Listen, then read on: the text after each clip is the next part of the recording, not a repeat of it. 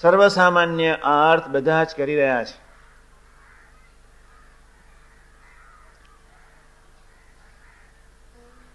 શેક્સપિયરે વર્ષો પહેલા એક જ વાત કરી હતી,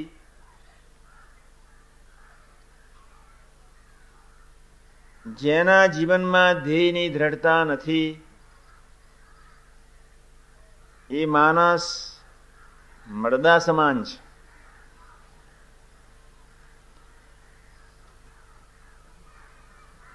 આજના એક ભયંકર કળિયુગના વિસંવાદી વાતાવરણમાં નૈતિકતા જાણે અભરાય ઉપર પહોંચી રહી હોય ત્યારે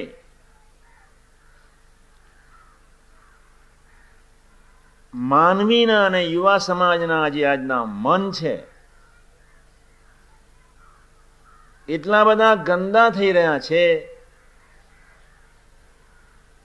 એ બિચારાને ખબર જ નથી કે મારે કેમ જીવવું જોઈએ. ગામે ગામ અમે ફરીએ, સત્સંગીની ઘરે અમે પધરામણી બી જઈએ, અને સત્સંગીના દીકરીઓના જયારે ઇતિહાસો અમારી પાસે આવે, દીકરાઓના જયારે પરિચયમાં અમે આવીએ ત્યારે ઘણીવાર ખૂબ દર્દ બી થાય. ઘર સત્સંગીનું કહેવાતું હોય, નિષ્ઠાવાન બી હોય, સત્સંગને અર્થે જીવન જીવતો બી હોય,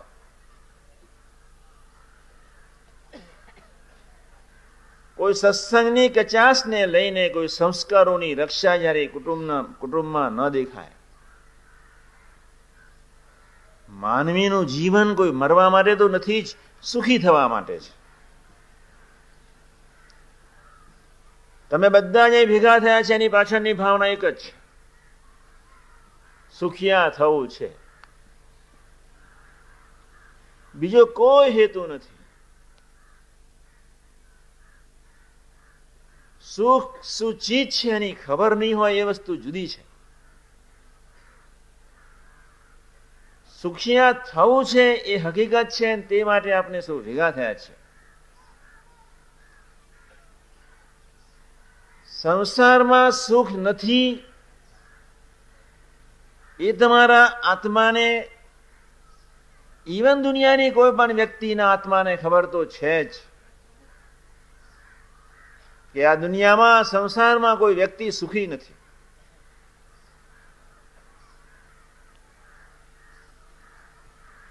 નેપોલિયન બોનાપાર્ટની હમણાં જ મામાએ વાત કરી હતી, સમૃદ્ધ માણસ, impossible the word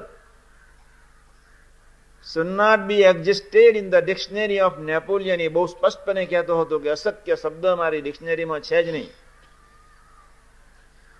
અંતિમ શ્વાસમાં એટલી જ પ્રભુને પ્રાર્થના કરી કે હે પ્રભુ, તે મારી જિંદગીમાં 7 દિવસ શાંતિના ના આપ્યા. એક બાજુ એ વાત બિચારો એવું કરતો હતો કે અશક્ય શબ્દ મારી ડિક્શનરીમાં નથી, બીજી બાજુ એને દર્દથી પ્રાર્થના બી કરી કે 7 દિવસ મારા જીવનમાં તે શાંતિના ના આપ્યા. હમણાં જ થોડા દિવસો પહેલા 2400 કરોડ રૂપિયા જેની બેંકોમાં જમા, એ 3 વર્ષની એક નાની બાળકીને છોડીને ઝેર લઈ લીધો. એની નામની મને ખબર નથી, દવે સાહેબે હમણાં જ વાત કરી હતી મને. હું જયારે 87માં અમેરિકા ગયો ત્યારે મામા બધું ઇતિહાસ લિસ્ટ રાખે. 25 મલ્ટી મિલિયનર, કરોડોપતિ, કઈક ઓફિસર, વૈજ્ઞાનિક, એવા પૈસા પાત્ર માણસોએ જાતે જ બુલેટથી આપઘાત કર્યા. આ વાતને બહુ છંછેડવાની જરૂર નથી. યુવા સમાજ બહુ સ્પષ્ટપણે સમજી લે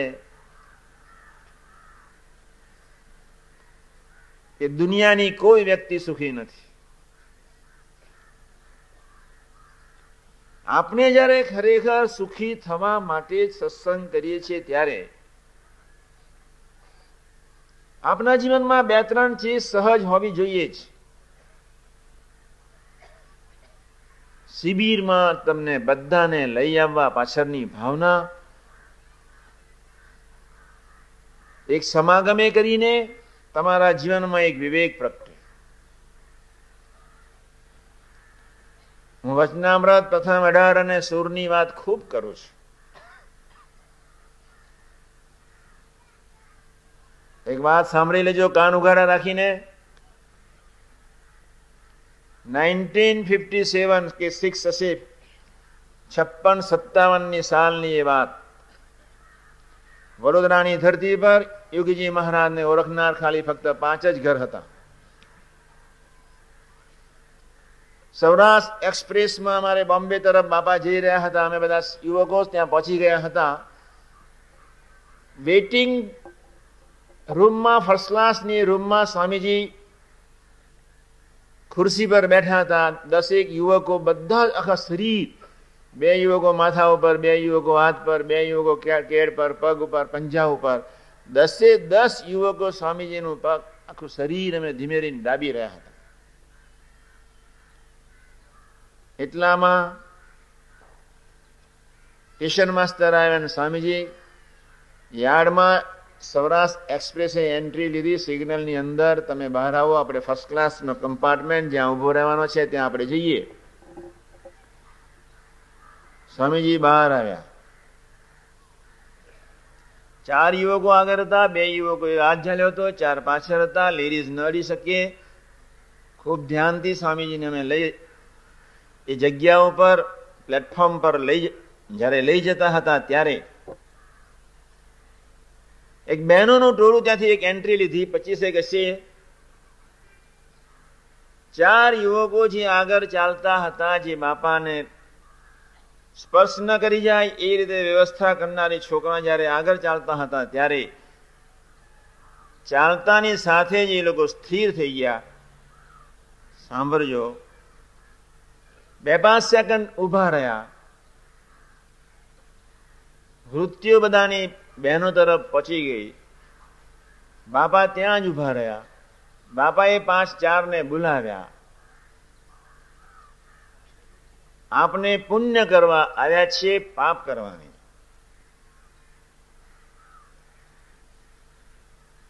પછી સ્વામીજીએ એક્સપ્રેસ આવ્યો એટલે ફર્સ્ટ ક્લાસમાં બેસાડી દીધા.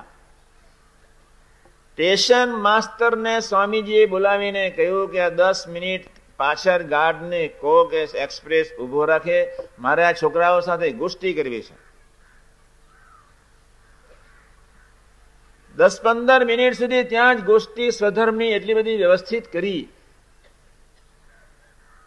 જે જીભથી આપણે ગુણગાન ગઈએ, જે જીભથી આપણે મોતી ચાવીએ, જે જીભથી પ્રભુનું સ્મરણ કરીએ, એ જીભથી સ્વામીજી કે કોલસા ન ચવાય, નરક ન ખવાય.